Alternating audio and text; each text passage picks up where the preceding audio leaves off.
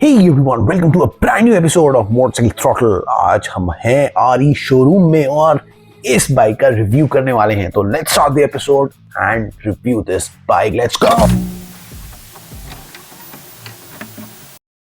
Hey guys, welcome back to the video। हमारे सामने है आज ये fantastic Bear 650 from the stable of Royal Enfield और इसका हम रिव्यू करने वाले हैं इस वीडियो में। तो चलो टाइम नहीं बर्बाद करते और स्टार्ट करते हैं इस बाइक का review with the design of the bike.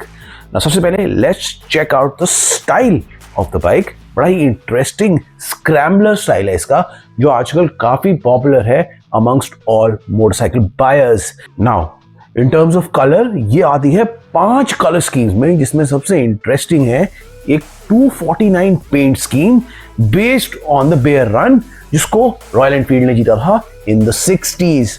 उसके अलावा इसके कुछ डिजाइन एलिमेंट्स हैं दैट आई रियली लाइक, जैसे ये big old school style tank और इसकी ये प्लश कॉम्पैक्ट सीट जो एक दूसरे को कॉम्प्लीमेंट करते हैं like no other.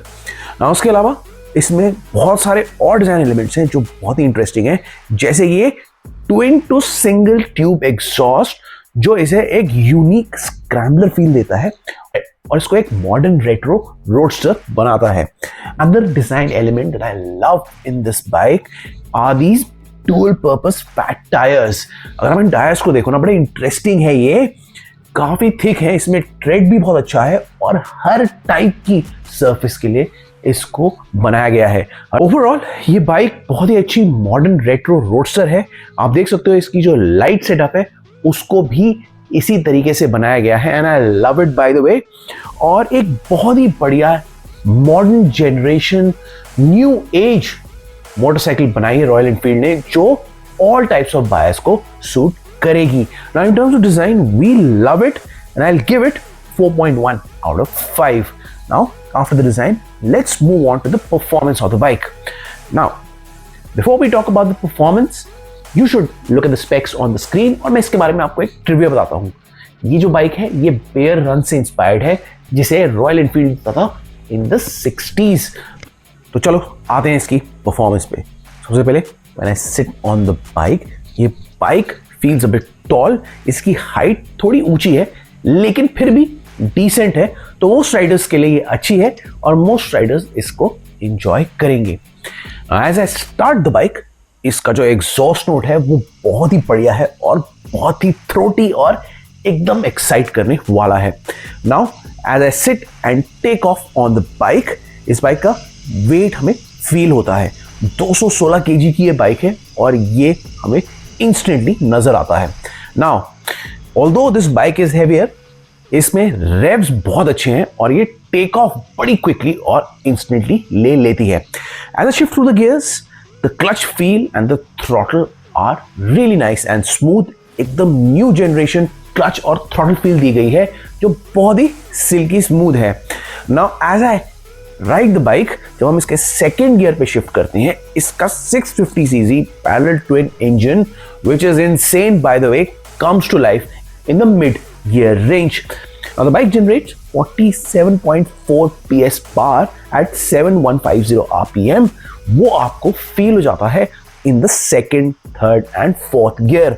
Bike pulls really well through the road क्योंकि इसमें बहुत ही इंसेन टॉर्क फिगर्स हैं, जो कि हैं 56.5 Nm at 5150 RPM। Now power wise इस बाइक में एक मीटी टॉर्क की परफॉर्मेंस है जो इस बाइक को बहुत ही जबरदस्त तरीके से पुल करती है ऑन द रोड। मुझे इस बाइक को चलाने में बहुत ही मजा आ रहा है और हर गियर पे आफ्टर द सेकंड गियर ये बाइक बहुत ही जबरदस्त तरीके से पुल हो रही है और एक इंस्टेंट परफॉर्मेंस वाली फील दे रही है। काश मैं इसको और अच्छे से चला पाता, but in terms of performance मुझे बहुत ही इंटरेस्टिंग बाइक ये लग रही है। नाउ हैंडलिंग वाइज हम बात करें अगर इसकी, तो इसमें एक स्टील ट्यूबुलर फ्रेम जो कि अपना काम बहुत अच्छे से करता है और बाइक को रोड पे अच्छे से हैंडल करता है। This frame is combined with N insane suspension setup जो आपको स्क्रीन पे दिख रहा है। ये सेटअप जो है ये बाइक को रोड पे स्टेबल रखता है और बाइक को मोस्ट बम्प से क्लियर अच्छे से करवा देता है।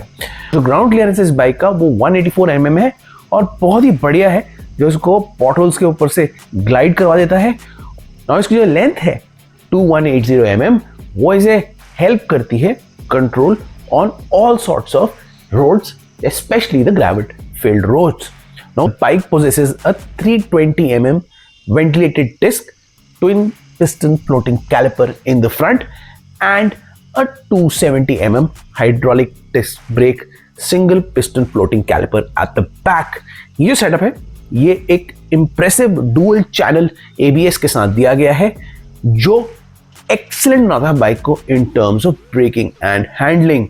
Now the bike has impressive tire setup जो आपको स्क्रीन पे दिख रहा होगा to control the bike on any sorts of surface. मैंने इसके बाइक की टायर्स के लुक्स की बात की थी, लेकिन ये फंक्शन में भी बहुत ही ब्रिलियंट है and they do an excellent job of handling and gripping the bike during any sort of ride in any sort of surface. इसमें एक 13.7 लीटर का टैंक दिया गया है where you can expect a mileage somewhere between 27 to 30 kilometers.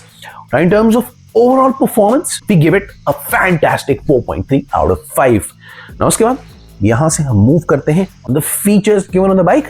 तो चलो बात करते हैं. सबसे पहला फीचर है इसका impressive tripper dash, जिसमें है एक 4-inch round TFT display with phone connectivity, full map navigation and all sorts of media controls. उसके अलावा इसमें सेकंड है इसका एक brilliant dual channel ABS system जो कि इसे बहुत ही सेफ बनाता है ऑन द रोड. थर्ड इसका है एक बहुत ही interesting USB 2.0 type C input setup to charge your gadgets on the go.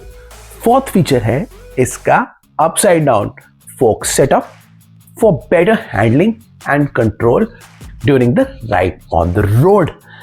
Fifth और इसका सबसे इंटरेस्टिंग फीचर मैं थर्ड टाइम अपने सेक्शन में डाल रहा हूं, those are these multipurpose tyres to handle all sorts of road surfaces that you can see on the road.